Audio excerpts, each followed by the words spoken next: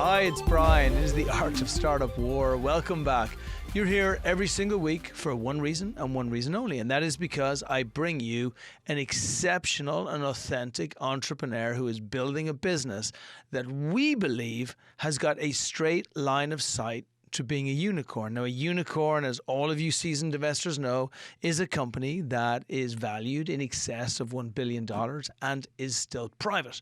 So we believe this company is going to be able to make it there. Now, we believe it so much that we invested in the company. So we always say to investors, by the way, if you're not an investor here, you're in the wrong place. But if you are an investor, we always say to you, do your own checking, do your own diligence, make sure you're okay. However, we are going to share with you in the questions that I ask all of the diligence that we at Expert Dojo did before we made our cash investment into this company. And we begin. Pedro, welcome to the show, my friend. We are going to talk about unicorns today. We're going to talk about influencers today. We're going to talk about brands today. And we're going to talk about how you can take maybe the most powerful methodology of marketing and turn it into a finely tuned weapon. Sound good? Awesome. Thank you so much, Brian, for having me today here. I'm so happy to be part of Expert Dojo and talking to the sensei of the unicorns in the startup world. And well, about influencer marketing, I mean, it's been growing like crazy for the last 10 years, right? They are like, if you think and compare the power of an influencer, you can compare it with the power of a blog or the power of a website with like a high volume traffic, right? So if you pick a travel blog and you say, well, this is very successful, they have 1 million views and they managed to monetize those views into selling airplane tickets. You have people that has 1 million views, right? So why don't they monetize, right? That's So such a good example, by the way. It's like you have this incredible resource which is right here. And in many ways, you know, if we've watched how the world has evolved over the last like 15, 20 years, it's all being about building influence. And there are certain people in the world who know how to access that influence and how to monetize that influence. And then there's a larger group of people who have no clue. And whenever they want to sell something, they just go to Facebook, sell to the masses, the same as everybody else, and they don't do smart marketing. I love this. Please, let's dig into influencer marketing. And I would also love to know, like, you obviously were aware of this and you could see this was happening. What was it? What was that moment that made you think to yourself, I am going to create a platform which is going to be so powerful and so impactful that it is going to benefit from all of the great things that are happening within the influencer space, but it's also going to deal with a lot of the things which are not so great in the influencer space, and we're going to fix it. Right. So what we think is that we see brands trying to reach out, the small, medium businesses trying to reach out like influencers every day, right?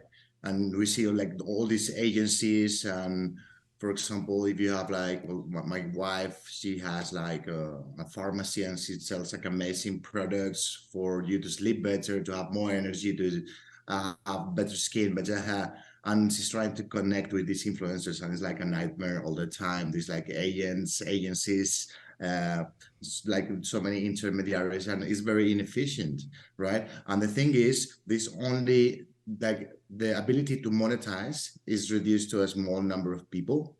So there's only some little group of influencers that has a little group of agencies, and they have this casting, and then these agencies pitch these influencers to the big agencies, right? So at the end, it's like small circles, and we think, okay, so they're putting money for like spending money on these like 3 influencers, and that's gonna get like, for example, 30,000 views.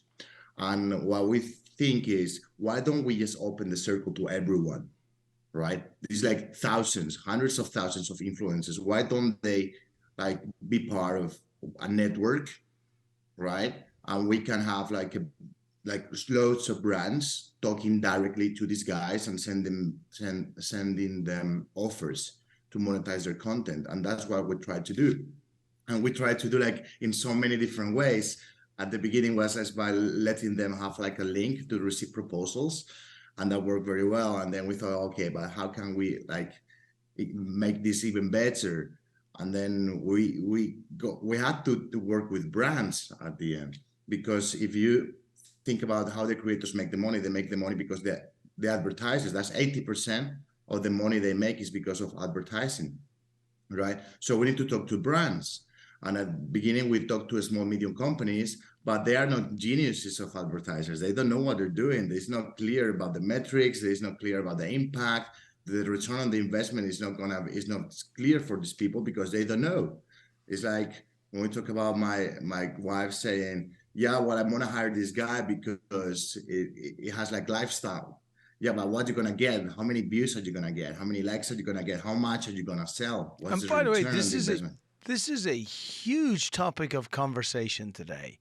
Brands, even if we look at TikTok, let's take an extreme example, right? And brands went heavy on TikTok like 5-6 years ago, maybe it's 3-4 years ago, and they plowed money in. Coca-Cola, Pepsi, everybody, they threw money at it. And then at the beginning, they felt really good about it because there's like 5,000 likes and 5,000 here, but there was no engagement. And because there was no engagement, these brands lost. And that's what I really liked about what you were creating. It did two things, very important. The first thing is it clearly pointed out and showed who all the influencers, all the creators were in all of the different areas. So it's very simple for whether it's businesses or anybody to be able to find the perfect influencer for them. More importantly, you then said, come on, guys, we know that this is not a game of just you giving awareness or promotion. That doesn't help businesses get stronger. It has to be a game of engagement. So we are going to allow those who provide the most amount of engagements to benefit the most. I think it's a piece of genius which nobody else has really thought of. And so talk to us a little bit about how you came up with this and some of the early results that you saw. Sure. So what we see on the clients, we stopped trying to understand like the small clients and we focus on the big brands, the real genius, where the money is in advertising. So why don't we talk to global brands? And we start talking with lots of global brands. We're talking about Unilever, Procter & Gamble, Johnson & Johnson, Mondelez, Nestle. And we say, hey guys, so what do you guys want to have? What's the challenge you have on influencer marketing? What do you want to see with influencer marketing? What we want content. You want what? Video content, because Reels in Instagram and TikTok, it's all video. It's not pictures with a photo saying drink Coca-Cola. It's not, that's dead. It's a video of a guy drinking a Coca-Cola. That's how it's going, and that's how it's gonna be for the next 10 years. Right, so you need video. What else do you need? You need video at scale. You don't want one video, you need 100 videos. Right, second challenge. For when do you want to know? I want it now. I want in this month 100 videos. What's the solution in the market? So they hire a huge influencer marketing, they hire CAA, they make 100 phone calls, they make 1,000 emails, total disaster. And we thought, okay, let's solve this. Let's like solve it like NASA, right? So we create a software that when we launch the campaign, so what you want to have, like 100 guys drinking a Coca-Cola, we got you. Okay, the summer is getting super warm. What's great in a summer night, a Coca-Cola? So thousands of creators receive this briefing, and it's like Uber driver, right? I want to go to the airport. So this guy wants to go to the airport. I can accept or I can reject, right? So the creator gets the briefing from Coca-Cola, accept the briefing.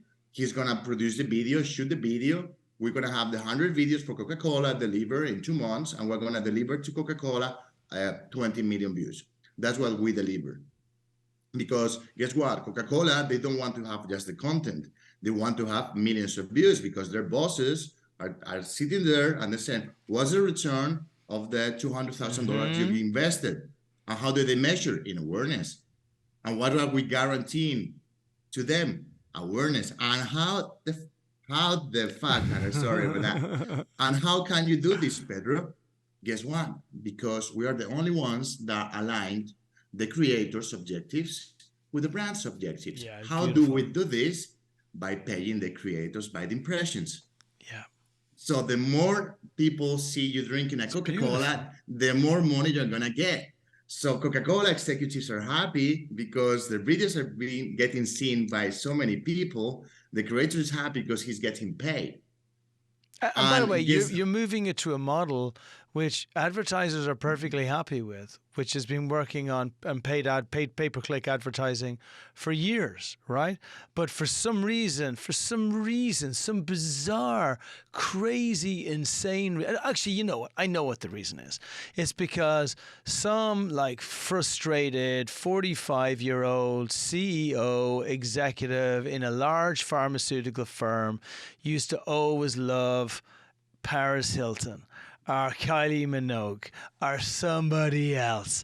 And they're like, hey, if you could do our advert, what would you want? And like Paris, like, oh, well, my standing fee is like, I don't know, $500,000. Oh, cool. We have that budget, right? This is stupid. This is based on your frustrations of the fact that until this moment you could never, ever get Paris Hilton to say hello to you. That is not a marketing strategy, okay? And this is not a one-off. This is the vast majority. It makes no sense. Kim Kardashian charges $1 million. Like, how is that a strategy? The way Google does it. Doesn't make any sense. Yeah, like the way Google does, look, we can argue on cost per click being too expensive or not being too expensive, but at least it aligns. It aligns. I sell a product for $1. It costs me 30 cents to make it. If my cost of customer acquisition, my cost per click is going to be like, I don't know, 20 cents, and I know that 1 out of 2 buy, then I have a positive model. Don't make me spend $1 million on Google to find out if Google is the right platform to be able to do it. It makes no sense. And the stupid thing here as well, with the very small exception of superstars, and the superstars are not commercially viable entities in the vast majority of the cases. They're just superstars. You're just paying for the fact that they were at the equivalent on Mission Impossible with Tom Cruise. Like, that's it. That's not what you should be looking for. Everything should be numerical. It should all be mathematical. So when you said this to me, I'm like, yeah, we'll invest. Of course we'd bloody invest. Are you crazy? Like, this is natural. This is what brands have been begging for the last 2 years. And actually, most creators will really enjoy doing this. You know the creators that are not going to enjoy doing this? The super huge one that are not getting paid anymore. Yeah, are the shitty converters. Right? The ones that never 100%. got any conversion, right? And I'm not picking any TikTok folks, but like, let's just say there's a bunch of folks who do a bunch of dances, which just happen to be the same dance that another 1,000 other people do, and their fans are not actually all that engaged. The only thing they are is they just like watching a stupid dance every now and again. Like, so for certain folks, you're going to find it hard. And that's why we had a great event, a great Web3 event here the other day. And there was a guy who's directly involved with content creators. And he's like with Lucas Paul and a bunch of other folks. And he said, you know the difference between today and 2 years ago? Content creation. That's it. It's just not enough to be pretty and have a smiley face and just sit on TikTok anymore, because you are not going to get paid for that, right? You got to create. And by the way, let me rephrase it. It's okay to be pretty, stroke handsome and be on TikTok as long as you're creative in what you're doing, right? But just doing dumb stuff for the sake of doing dumb stuff that has no value to anyone is not going to get you paid by brands. So what I love where you've gone to with this, Pedro, is you've seen the future. And you've said brands are going to insist on this. Nobody else is giving it for some reason. Everybody's just charging big fees.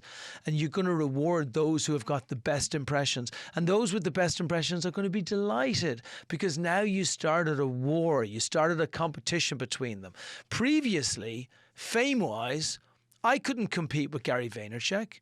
But in your game, I can. Because if my people are, Gary Vaynerchuk's a hard one. Actually, maybe I should pick somebody easier. So like in my world, if I have more people who are more engaged with the message that I'm sending out than that other person, even though they're more famous, I should be worth more than them. Anyway, I'm getting off my soapbox, but I like this. That's my point. It makes intuitive sense. It is frictionless innovation. Nobody that you want to everybody that you want to care about this will support you in your decision to actually get this as a very successful methodology of advertising and influencer marketing. Can you share with us, I just forgot for a second, this podcast isn't about me saying nice things about you. So can you share with us for a minute, like what the reaction has been? What's happened? Give us a couple of case studies, examples, share the love. Crazy. I'm just going to say, this is like one of the top 3 or biggest advertisers in the world. It's an American company. So we've been developing this software for the last 2 years, and we launched a pilot here in South America and Brazil just to check it out. And we just want to talk direct to the best brands and the bigger spenders, because this is a premium solution for branding, right? And we talked to this huge American group, and we analyzed the strategy. We talked to the senior brand director of a brand here, and I went straight like this. Look, in your last campaign in TikTok, you pick the 3rd biggest YouTuber, one girl from a reality show, and one singer, and you just got 6 million views. So you pay these guys like probably $500,000, right, to get this done, and you got these results. Give me $20,000, I triple the results. Give me 1/10 on the investment, and I give you 3 times the result. So I'm giving you 30 times more result. It's 30, 3-0. It's not 20%. It's not 100%. Right? It's a lot. It's ridiculous. And he said, sold. Yeah. Budget is yours. Let's talk to McCann, fix the papers, run a test. Now, we went to the 3rd biggest telco operator here, sold. So we're just getting the biggest deals here. And that's why we want to start from the US, because it's the biggest spending market. Yeah, and let's go. Works so well that it's ridiculous. I mean, we just like connect with these creator networks, shoot the campaigns, and we can get like millions of views in like 3-4 days, like reach like literally millions of people, get millions of hundreds of videos running, and these love it. And amazing. We're helping so many people, because at the same time we're helping all these creators that are not in the agency world, they are not in Los Angeles, they are not in Miami, they are not in London, that they don't have the network, but they still have 2 million followers. They are great. They have a great crowd. They wake up every morning. These guys, in one morning, they make $500. Isn't that amazing? I'll take it. Isn't that amazing that some people can follow their dreams because we are making this happening? Yeah, and it's also about, and you're bringing it to engagement, which is tremendously important. So how did you build the technology? Who did you bring in? Talk to us a little bit about the team. I think the product, I've pushed it to the edge because it's so good. And I want you to really understand that. And I don't want investors to look at this and say, oh, it's an influencer platform. It's not. This is a highly don't think influencer platform, think Google. That's what this is. 100%. This is search for influencers, right? It's exactly the same. There's no difference. If you want to see Google on influencers, this is Google on influencers. I would call this like the most similar product in the advertising industry would be AdMob, which is the 3rd biggest money-making company in Alphabet. So you have search, then you have YouTube, and then you have AdMob, which has AdSense, right? So basically, what is a network of blogs connected to a central machine that imprints advertising in these blogs, right? So what we do is we're connected to these billion followers, and we do content on these billion followers in a programmatic way, on a scalable way, and on a predictable way. So you give me $10,000, I give you 3 million views. It's not you give me $10,000 and I give you 3 posts and we'll see what happens. Yeah. No, that doesn't exist with us. So Incredible. the tech, we built this tech. So in the team, we have 4 partners. I'm the CEO, and we have the 3 other partners. They are all in product. So it's Donna, Leo, and Gabriel. And there are 3 website, they are computer engineers, the 3 of them. So we've been working at first on creating like the app for the creators, so they can log in, see how much money they're gonna get paid. And then we created the campaigns module, which is where the real magic happens. So when we create a new campaign there, like we are with advertiser, new campaign for KitKat, we just put it there, and then the magic happens in the software, and it gets delivered to thousands of creators that are matched within the KitKat branding awareness objectives, right? And all these guys get the notification as it was Uber. So they get notified. We are integrated with Twilio and other tools. They're amazing. So they get notified as an Uber driver gets when someone wants to go to the airport or to the supermarket. Okay, you're gonna get paid all this money on this fixed fee for producing the content and this variable fee on depending on the views you have. Mm-hmm. And then they accept, they record, they put it down, and then we have like an amazing, Gabriel has done an amazing job. He's like so good doing these reporting dashboards. So we don't need to collect the information on hand. We have like the client has a dashboard with all the real-time information. It's not like this agency sending a PowerPoint. Oh, look, the performance of the campaign, 20,000 likes. Here, no, it's real time. If you check this morning, you see the information of the morning. Like tomorrow, you have updated information constantly from the APIs, from TikTok, Instagram, and Twitter. Amazing. So all the performance is there. It's great for them to see. They love the reporting platform because they're used to agency work where they get in PowerPoints and slides sent. So it's an end-to-end solution from the brief, from the big brand to delivery of millions of impacts, hundreds of thousands of comments, following your brand guidance on the spot. Strong, very strong technology, very strong team, 4 co-founders, 4, which means that you're literally having, as an investor, like we look at this and we're like, okay, if it's one, like I was the original founder of Expert Dojo, so very dangerous proposition. Like you don't want to, like investing in founders is toughy because like if a car hits me in the road, then what the hell is going to happen, right? Now today it's okay. We're way past that. But in the early days, that was a risk, right? But when there's 4 co-founders, then you need 4 cars, right? And then so you're in really good shape. You got one person that's focused on technology, another person that's focused on running the company, another person that's focused on technology, another person that's focused on creativity. Like you have your whole shadoodle to be able to build forward. Now, so we know that the product is awesome. We know that it differentiates massively. We know that the team is incredible. We know that you can execute because you've already spoken about really big clients that you've been taking on board. Here's where we want to go to next, right? How do we, and you've also kind of hinted at coming into the US, which kind of has led into this question that I'm going for. But you got all of this, you're ready. You've been training for your 100-meter race your whole life. You're standing at the front line right now. You got your hands on the beginning of the start line. You know you're going to run the fastest in your whole life. What do you do in 2023? What does 2023 look like for you to become one of the biggest companies in the world? My friend, 2023 is going to be so awesome. Right? It's going to be so ridiculous. It's going to be so huge. Well, we're just going to start we developed this. I love sales. I've been working in sales all my life, in banking, then in software. I live in Spain. I live in Portugal. I live in London. I live in Berlin. I live in New York.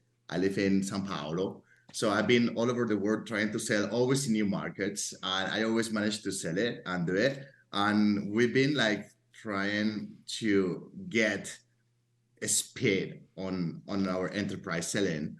And we've just been working on ABM, account-based experience, account-based marketing. And the way we're doing it, which is working so well, I'm so happy that we took this path, is I go straight like a sniper. I go straight to the brand director or to the senior brand guy or the social media guy from a brand or the agency from the brand. And I'm going to tell him directly, I know that you have an awareness challenge.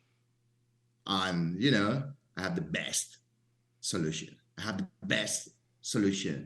How much, if you pay your agency $10,000 and you're getting whatever, I can expect that you got 500,000. I'm going to give you 10 million views. What about that? And I send it straight away, an email, boom, direct. I want to speak with you and your team. And guess what? We're closing deals. You are, 4 of course you are, because 4 this is a months. problem for them. Yeah, of course, this So is a huge problem. And we just like, we cannot wait to start dealing with this in the US because I love Brazil and I've been living here for the last 6 years. Find my soulmate here, so I'm super happy. Brazil has given me many things, but we're ready to play within the biggest market in the world, which is the United States. yeah. And we're ready for it. I cannot wait to start selling then and starting operating there from January. It's gonna be amazing. Nice. And then, so how does the revenue go? Is it deal by deal with these people? Do you sign up with a certain amount of money per year and then you'll allocate that money out for the year? I understand at the beginning you kind of have to prove yourself, right? You got to get those first proof of concepts, and then they'll start to give you a budget throughout the year that then you can start allocating on very much a pay-per-click. You can say, look, give me a budget of 50 grand a year and then we spend it. And then what I'd love to know is like how much also the company can retain of that, so we can start to see how that fits into and how we can get this revenue model growing. 100%. So the way we work at the end, this is media. You can consider this media or you can consider this content, right? Although both together, because at the end it's both together, right? Yeah. So either they see us as a content player, which is great, no problems with that, or as a media player. When we're talking with a media player, the budgets are much, much, much, much bigger. Yeah. Because, like marketing normally, it could be up until like 30% of the expenditure of a company, right? So it's like huge budgets for this. And we're talking that we're pitching, it's a new solution. Obviously, it's not like always on like Google, right? We're going to take a few years probably to the companies just have Viplink running every month, right? But we will get there. So now they're testing, look, it worked, right? Let's run another action, but we're in the middle of content and media. Mm-hmm. So I think the way it's organized, the budgets for that, either is by actions. So you have Father's Day, 4th of July, Christmas, Lover's Day, whatever, and these always actions. So we are like fitting in the calendars and on the budgets for those specific actions, right? Because we are kind of tactical content tool. But also as pure media player.